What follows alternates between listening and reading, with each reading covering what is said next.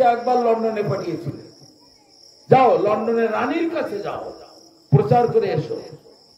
তো দুইজন সন্ন্যাসী আমাদের ভারত থেকে গিয়েছিলেন রানীর কাছে, ইংল্যান্ডের রানী। পৃথিবীর মধ্যে তখন শ্রেষ্ঠ হচ্ছে ইংল্যান্ড। ইংল্যান্ডে থেকে যে একবার বাকি ঘুরে আসতে পেরেছে বিলাত, তাকে বিলাত বলা হতো, বিলাত ফেরত। বাবা বিলাত ফেরত বললে আর কথা নেই, সব লোক তার কাছে গিয়ে দেখতে দেখলাম বিলাত ফেরত লোক দেখি। ওইখানে দেখে এখন বসুন, তারপরে বিলাত ফেরত লোক কিরকম দেখি। তো আবার ভারত থেকে কিছু রাজনৈতিক নেতারা তারাও গিয়েছে ইংল্যান্ডের রানীর কাছে কিছু দাবি দাওয়া নিয়ে। তো রানী 10টার সময় যেতে বলেছে, যারা এসেছে অতিথি তারা 10টার সময় আসুন। তো সেখানে ভারতীয় সন্ন্যাসীরা ত্রিদণ্ড ধারণ করে গট গট করে মাথা উঁচু করে হাঁটতে হাঁটতে যাচ্ছে। আর ওদিকে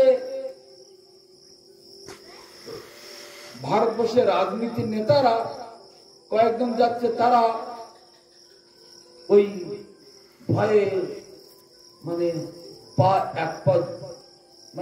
এক পায়ে গিয়েছে 2 পা পিছিয়ে, এক পায়ে গিয়ে যেতে 2 পা পিছিয়ে। তোমাদের এত লজ্জা কিসের, ভয় কিসের?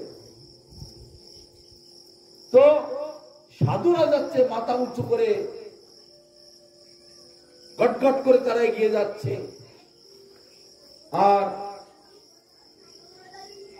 রাজনীতিক নেতারা, মন্ত্রীরা, তারা এত ভয় সংকুচিত হতে হতে কেন যাচ্ছে?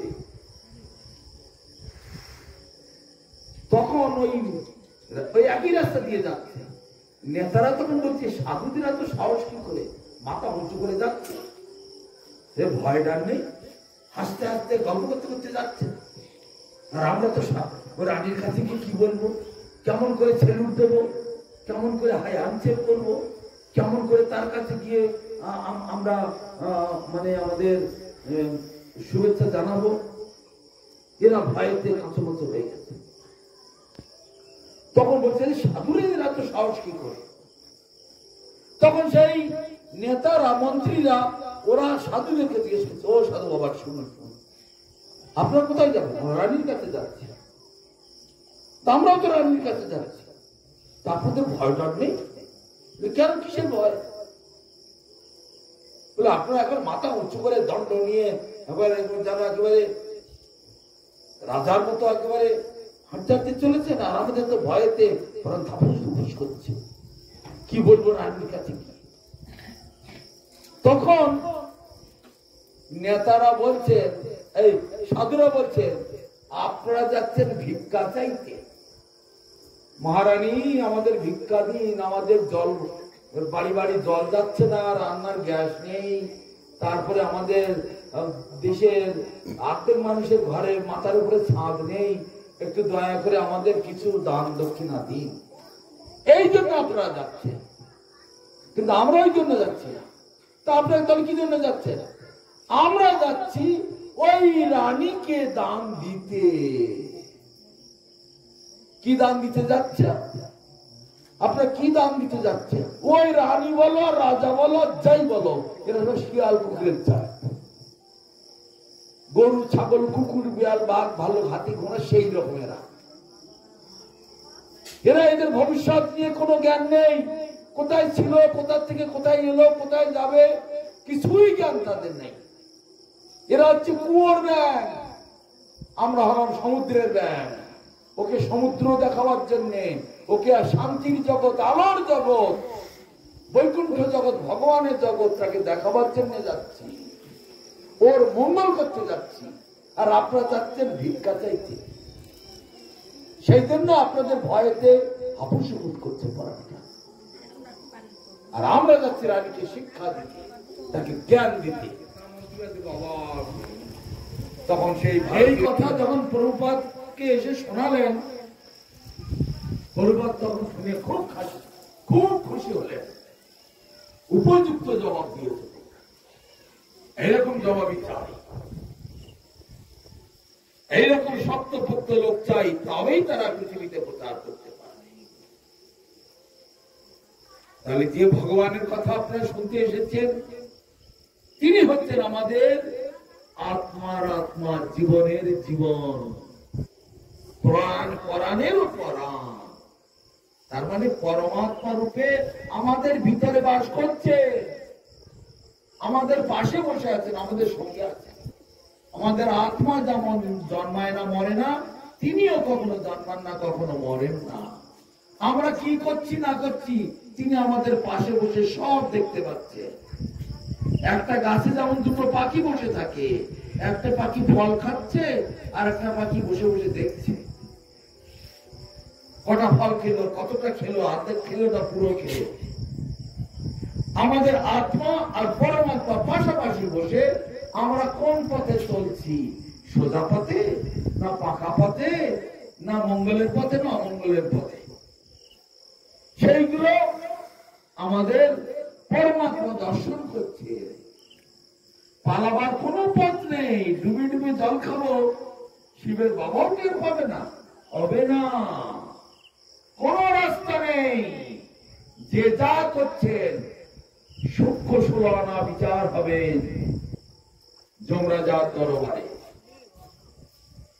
যে যেমন কর্ম করছেন, যে কটা প্রাণীকে হত্যা করছেন, সব সূক্ষ্ম 16 আনা হিসাব করে দিতে হবে। অত সস্তায় ছুটি হবে না।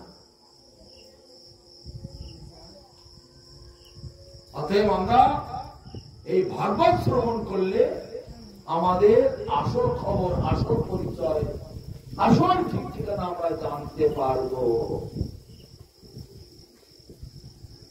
তাই এই কলিযুগেতে বড় সৌভাগ্যের ফলে জীব এই শ্রীমদ ভাগবত পেয়েছে। আর এই ভাগবতের অমৃত কথা, অমৃত, যে কথা শ্রবণ করলে মৃত্যু বলে আর কিছুই থাকে না, সেই জিনিসটি জানতে পারব। তাই আপনাদের পরম সৌভাগ্য, আপনাদের ঘরে, আপনাদের দেশে, আপনাদের গ্রামে সেই সৌভাগ্যের উদয় হয়েছে। তবু আপনারা জেগে উঠছেন না, আপনাদের ঘুম ভাঙছে না। নিঃশ্বাসের কোন বিশ্বাস নেই, যে কোনো দিন, যে কোনো মুহূর্তে চলে যেতে। তাই ভগবানকে কান দিয়ে দেখতে হয়, চোখ দিয়ে ভগবান দেখা যায় না। তাই ব্রহ্মা লিখছেন, প্রেমাঞ্জন ছুরিত ভক্তিগুলো চলেন সন্ত সदैव হৃদয়। প্রেমময় নেত্রেতে, প্রেমপূর্ণ নেত্রেতে সাধুগণ তার হৃদয়ের মধ্যে সর্বক্ষণ দর্শন করছে। প্রেমাঞ্জন ছুরিত ভক্তি বিবেচনে, ভক্তিময় চোখের দ্বারা, নেত্রের দ্বারাতে নিরন্তর তাদের হৃদয়টা অবলম্বন করছে। সন্ত সदैव হৃদয় শুভ্র হয়, সাধুরা সবসময় দেখতে পায়। সেই জন্য তারা জগতের মানুষের থেকে আলাদা। জগতের মানুষ একভাবে চলেছে, সাধুরা আর একভাবে। জগতের কোটি কোটি মানুষ নদীর স্রোতের মতো সব সমুদ্রে ঢুকে যাচ্ছে, কিন্তু সাধুরা উল্টো দিকে যাচ্ছে। কেন? এরা জানে এরা পশু পক্ষীর মতো নয়। কিন্তু জগতের দু চার পাতাতে লেখাপড়া শিখেছে, তাদের দম্ভ অহংকার, তাদের ইয়ারকি টিটকারি ফাজলামিরা শেষ নাই। কিন্তু ওরা জানে না কি মহা ভুল তারা করছে। সাধুদের কি মা বাবা নেই? তাদের কি ছিল না? তাদের কি ঘর সংসার ছিল না? তারা কি মাটি ফুলে উঠেছে না আকাশ থেকে পড়েছে?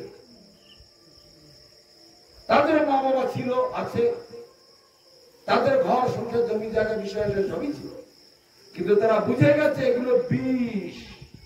বিষয় মানে বিষ। এগুলো একমাত্র অমৃত এই ভগবানের পথ। এই পথে যে আসতে পারবে তার ভাগ্য খুলে গেল। বহু সৌভাগ্যের ফলে এই মনুষ্য জন্মটা পায়।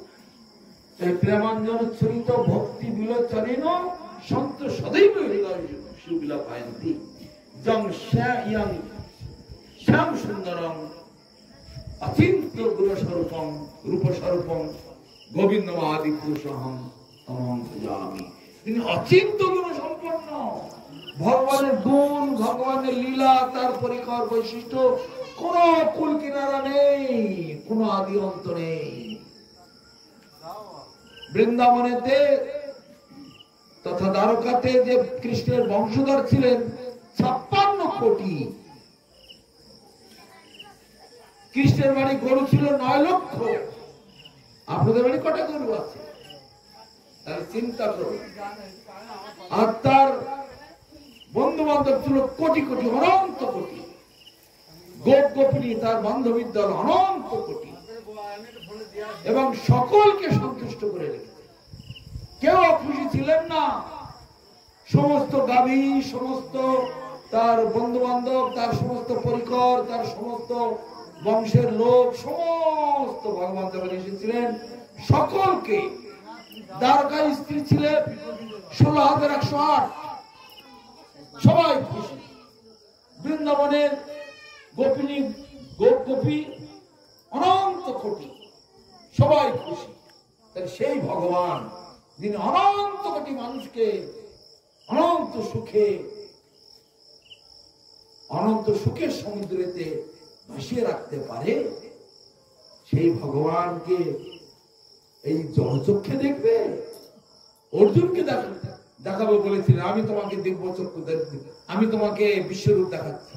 অর্জুন তখন দেখি কোথায় কোথায় কোথায় দেখতে পাচ্ছ? বোকা, ওইভাবে দেখা যায়? আমি তোমাকে দিব্য জ্ঞান দিচ্ছি, তবেই তুমি দেখতে পাবে।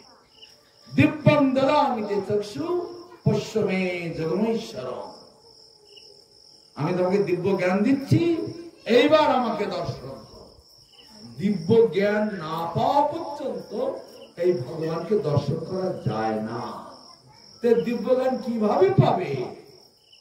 এই যে তুমি প্রণাম করলেন, অজ্ঞান তিমিরান্ধস্য জ্ঞানাঞ্জন শলাকা। হে গুরুদেব, আমি অজ্ঞানী, আমি মূর্খ, তোমার চরণে দণ্ডবত প্রণাম করছি। আমার অজ্ঞানের চোখটা সরিয়ে দাও, জ্ঞানের চোখটা খুলে দাও। গুরু কৃপাতেই জ্ঞানের চক্ষুটা খোলা যায়, আর কোন রাস্তা নেই। দম্ভ, অহংকার, অভিমান এইসবের দ্বারা হবে না। তাই বলছে গুরু কৃষ্ণ রূপম, শাস্ত্রের প্রমাণে গুরু রূপে কৃষ্ণ কৃপা করেন ভক্তগণে। গুরু হচ্ছে সরোবরের মতো। সরোবরে পদ্ম ফুল ফোটে, পদ্ম ফুলটা হচ্ছে শিষ্য। আর সূর্য তাপ দেয়, এই প্রখর রৌদ্র, এই বৈশাখ মাস, কত তেজ, কত তাপ বলুন তো দেখি। সরোবরে পদ্ম ফুলগুলো ফুটে আছে, সেগুলো তো শুকিয়ে যাচ্ছে না। শুকায় না কেন? ফুল তো নরম, এত বড় তেজ রোদের, তো শুকায় না কেন? ওই সরোবর হচ্ছে গুরু তুল্য। সরোবর তাকে বাঁচিয়ে রেখেছে, আর সূর্য তাকে কিরণ দিচ্ছে, লালন পালন করছে। আর শিষ্য হলো পদ্ম ফুলটা। সেই পদ্ম ফুল যখন সরোবর থেকে তুলে অন্য জায়গায় রাখা হয়, ডাঙায় তুলে রাখা হয়, ওই সূর্য তাকে পুড়িয়ে শেষ করে দেয় 1 মিনিটের মধ্যে। তাই কিনা বলুন তো দেখি? পুকুরের থেকে পদ্ম ফুলটা তুলে সরোবর থেকে তুলে ডাঙায় তুলে রাখা, আর সে আগের মতো থাকবে? এই কড়া রোদে 1 মিনিটের মধ্যে পুড়িয়ে শেষ হয়ে যাবে। তাই বলছে গুরু রুষ্ট হইলে কৃষ্ণ রাখিবারে নারে, কিন্তু কৃষ্ণ রুষ্ট হইলে গুরু রাখিবারে পারে। সূর্য যদি আকাশে নাও থাকে, পদ্মফুল শুকোবে না, কেননা সে সরোবর তাকে বাঁচিয়ে রাখবে। কিন্তু সরোবর যদি না থাকে, ফুলটা যদি ডাঙায় থাকে, ওই সূর্য তাকে পুড়িয়ে জ্বালিয়ে শেষ করবে। তাই সবসময় গুরুকে ধরে থাকতে হয়। এই হচ্ছে পরমার্থের আসল পথ। তাই সে গুরুচরণ আশ্রয় করলে তখন এই জ্ঞান চক্ষু খুলে যায়। জ্ঞানচক্ষু যখন খুলে যায়, যেমন করে কৃষ্ণ অর্জুনকে বিশ্বরূপ দেখিয়েছিল, তেমনি এই ভাগবত কথা শ্রবণ করলে, গুরুচরণ আশ্রয় করলে অজ্ঞানের চোখটা সরে যায়, জ্ঞানের চক্ষু খুলে যায়, তখন ভগবানকে দর্শন করা যায়। তাহলে আমাদের সেই পথ দিয়ে চলতে হবে। তাই কলিযুগে ভগবান এসে যৎফলং নাস্তি তপসান যোগেন সমাধিনা তৎফলং লভতে সম্যক্কালোকে সবকীর্তনা। সত্য যুগে ধ্যান করে যে জিনিস না পাওয়া যেত, ত্রেতার যুগে যাগযজ্ঞ করে যে জিনিস না পাওয়া যেত, দ্বাপর যুগে অর্চন করে যে জিনিস না পাওয়া যেত, এই কলিযুগেতে, সমুপস্থিত এই কলিযুগেতে একমাত্র হরিনাম সংকীর্তনের দ্বারাতে অনায়াসে সব লাভ করা যায়। আর এই হরিনাম করতে গেলে সত্য যুগের মতো অত কষ্ট নাই, ত্রেতা যুগের মতো যাগযজ্ঞ করতে হবে না, দ্বাপর যুগের মতো কঠোর পরিশ্রম করে অর্জন করতে হবে না। হাতে কাজ করো, মুখে হরিনাম করো। এখানে যত লোক বসে আছেন, অধিকাংশ লোকের গলায় মালা নেই, তিলক নেই। শুধু হিন্দু এই পরিচয়টুকু তাদের না। হিন্দু যদি হিন্দুর পরিচয় না রাখে, মুসলমানের ছোট ছোট বাচ্চারা তারা বলতো মাথায় টুপি পরে, লুঙ্গি পরে। আর হিন্দুর ঘরে 12 আনার গলায় মালা নেই, তিলক নেই। 12 আনা কেন, 14 আনা, 90 আনা, 99 ভাগ বললেও ক্ষতি হবে। গলায় মালা নেই, তিলক নেই, আর হরিনাম তো নামই, হরিনামই করে না। আর সাধুদের দেখলে ইয়ার কি ঠাট্টা ফাঁদম এইসব করে, কিন্তু জানে না সাধুরা সমুদ্রের ব্যাগ, আর এরা হলো কুয়োর ব্যাগ। কুয়ো ছাড়া আর কিছু বোঝেই না। অতএব অনেক কথা বলার আছে, সময় বেশি হয়ে যাচ্ছে। আমাদের প্রবক্তা ভাগবত কথা বলবেন, তাই জন্য তার জন্য সময় আমি ছেড়ে দিচ্ছি, তো বেশি হয়ে গেল সময়। কখনো অপরাধ করবেন না। কোথায় কোথায়? রাজের দ্বারে, দেবতার দ্বারে, আর গুরুর দ্বারে। রাজের দ্বারে মানে নেতার কাছে, রাজার কাছে, মন্ত্রীর কাছে গেলে কিছু না কিছু নিয়ে যেতে হয়। ওই নেতা মন্ত্রীরা, রাজারা আমাদের স্কুল করে দিয়েছেন, হসপিটাল করে দিয়েছেন, 5 কিলো করে চাল মাসে মাসে দিচ্ছে ফ্রিতে। 5 বছর ধরে রেশন খাওয়াচ্ছে, ফ্রি স্কুল, খিচুড়ি স্কুল থেকে শুরু করে সব কত দান, কত কিছু দিচ্ছে। আর তার কাছে যেতে গেলে কিছু না কিছু নিয়ে যেতে হয়, এত ঋণী হয়ে যেতে হয়। আর দেবতার দ্বারে, এই দেবতা আমাকে বাতাস দিচ্ছে, কত স্নিগ্ধ বাতাস। পবনদেব বাতাস না দিলে কেন আমরা দোমাটকে এখনই মরে যেতাম। সূর্যদেব কিরণ না দিলে শাকসবজি ফলমূল কিছুই হতো না। বরুণ দেব জল না দিলে আমাদের কিছুই হতো না, সব মরে যেত। লক্ষ্মী দেবের ধন দৌলত না দিলে না খেয়ে মরে যেতাম। সরস্বতী বিদ্যা না দিলে আমরা পশু পক্ষী হয়ে যেতাম। সেই জন্য দেবতার দ্বারে, ঠাকুরের কাছে গেলে কিছু নিয়ে যেতে হয়।